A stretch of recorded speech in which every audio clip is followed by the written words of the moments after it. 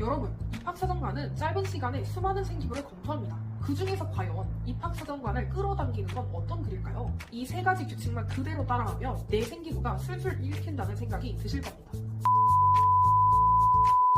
안녕하세요. 대입 컨설턴트 정설입니다. 오늘 알려드릴 내용은 대박입니다. 정말 중요해요. 입학사정관을 매료시킬 글쓰기 규칙 3가지를 알려드릴 겁니다. 생기부 마감 전에 뭔가 글을 써보기는 했는데 내가 봐도 글이 눈에 확 들어오질 않는다면 이 영상을 반드시 보셔야 합니다. 사실 이건 생기부뿐만 아니라 수행평가를 하든 보고서를 쓰든 모든 글쓰기 실력을 확 끌어올려줄 스킬입니다. 저는 학생들 생기부를 컨설팅 해주고 있는 지금까지도 항상 이 방법을 적용하고 있습니다. 지금부터 딱 10분만 투자해서 글을 잘 쓰게 된다면 너무 이득 아닌가요? 그럼 바로 시작하겠습니다. 추상적인 칭찬 표현은 크게 의미가 없습니다. 예를 들어 성실하다, 리더십이 뛰어나다 이런 표현들을 말합니다. 어떠한 부분에서 성실하고 리더십 있다고 평가되는지 칭찬의 근거로 구체적인 활동을 제시해주는 게 훨씬 중요하고요. 이게 평가의 포인트입니다. 예를 들어 볼게요. 교생 선생님 송별회를 준비할 때 누구보다 먼저 나서서 이끌었음.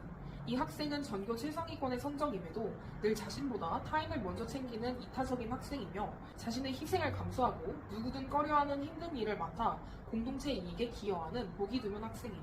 이 일로 이 학생이 우수한 학업 성적뿐만 아니라 타인을 이끌 줄 아는 훌륭한 인성과 리더십을 겸비한 최고의 리더이자 제1의 인재임을 가장 크게 깨달은 순간이었습니다. 실제 한 학생의 생기부 사례인데요. 어떠신가요? 그냥 쓱 보면 좋아 보이지만 문제가 있습니다. 송별회를 추진할 때 구체적으로 어떤 모습에서 이타성이 보였는지가 드러나 있지 않습니다. 밑줄 친 부분처럼 추상적인 칭찬 표현들이 줄을 이루고 있습니다. 이렇게 고쳐보면 어떨까요? 교생 선생님 송별회를 준비할 때 정기고사 기간이라 아무도 나서려 하지 않음.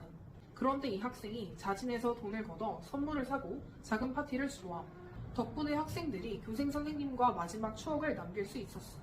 남들이 꺼리는 일을 더 맡아 공동체에 기여하는 모습에서 인성을 높이 평가함. 학업 역량이 우수할 뿐만 아니라 타인을 이끄는 리더십과 이타적인 면모를 겸비한 인재로 1년간 학급을 운영하는 데 있어 담임교사의 오른팔 역할을 수행함.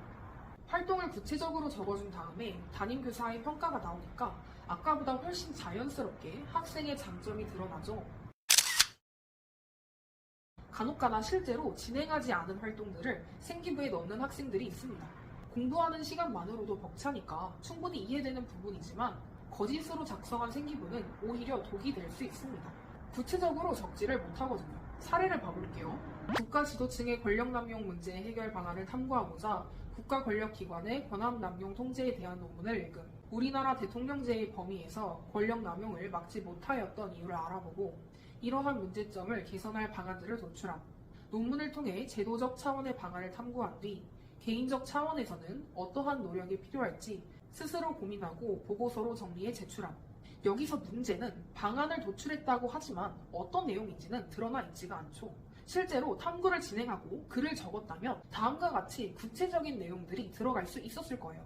대통령에게 다소 많은 권한이 부여된 우리나라 정치 체제에서는 특히 대통령의 권력 남용에 대한 견제가 필요하다고 생각함. 따라서 견제를 강화하기 위한 방안으로 국회의원 선거와 대통령 선거의 동시주기 시행, 국무총리 제도 개선, 대통령 비서실 조직 개편 등을 탐구하였음. 제도적 차원의 방안에 덧붙여 국가 권력에 대한 능동적 감시자 역할을 수행하는 시민단체의 중요성을 정리해 발표함. 이렇게 탐구의 사고 과정을 녹여내고 그 과정을 관찰한 교사의 평가까지 적어주면 최고겠죠. 구체적이어야만 그 학생의 독창적인 스토리가 되고요. 이런 생기부가 입학사정관의 기억에 오래 남습니다. 그러니까 생기부에 넣는 내용은 조금이라도 시간을 들여서 직접 공부해보세요.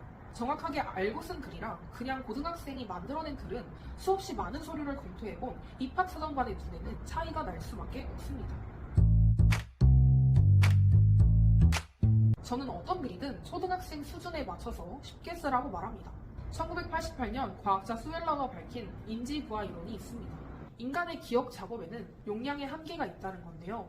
어려운 정보는 이해하는 데 많은 노력이 들기 때문에 불편한 감정을 느낍니다. 입학사정관도 똑같은 사람이에요. 쉬운 글이 잘 읽힙니다. 물론 전공 관련해서 심화된 용어, 이론 이름 같은 건 적어주면 이 학생이 나름 깊이 있게 공부를 했구나 하고 좋은 평가를 받을 수 있습니다. 하지만 그 외에는 굳이 어려운 단어를 쓰면서 유식함을 뽐내지 않아도 됩니다. 어차피 생기부는 원칙적으로 교사가 작성하는 서류이기 때문에 똑똑해 보이는 문체가 여러분의 이미지에는 영향을 미치지 않습니다. 그러면 어떻게 쉽게 쓰는지 알려드릴게요. 처음에는 그냥 편하게 글을 쓴 다음에 2번 정도 다시 읽어보세요. 이때 조금이라도 어렵다 싶은 단어가 있다면 바로 바꿔주세요. 예를 들어볼게요. 나는 능력의 분배가 균일한 세상을 향유하길 소망한다. 그렇게 해야만이 모든 인간의 삶의 질을 제고할 수 있다. 나는 모두에게 능력이 평등하게 주어진 세상에서 살고 싶다. 그래야만 모든 인간이 삶의 질을 높일 수 있다. 아래 문장이 훨씬 술술 읽히는 게 느껴지시나요? 글을 쓰고서 이렇게 고치는 작업을 2번 정도 해주시면 됩니다. 문장은 무조건 짧게 쓸수록 좋습니다. 딱 기준을 정해드리면 문장당 40자를 넘기지 않는 게 가장 좋아요. 왜 그럴까요? 사람은 글을 읽을 때 마침표에서 숨을 쉬기 때문입니다. 문장이 길면 호흡 간격이 길어지고 숨이 막힌다고 느끼게 되죠. 긴 문장이 예시입니다. 굳이 제가 설명하지 않아도 읽다 보면 숨이 턱 막히실 거예요. 문장이 짧은 글을 쓰는 방법은 간단합니다. 이번에도 처음에는 글을 편하게 쓴 다음에 2번 정도 다시 읽어보면서 긴 문장을 짧은 문장 여러 개로 나눠보세요. 이때 짧은 문장들의 연결이 어색하다면 연결어를 추가해주시면 끝입니다. 아까 살펴본 예시를 짧은 문장으로 고쳐볼게요. 문장을 4개로 나누고 연결어 왜냐하면도 넣어주었습니다. 여기서 한 단계만 더 나아가면 짧은 문장으로 나누면서 반복되는 단어가 생기거든요. 전략과 과정이 그렇죠.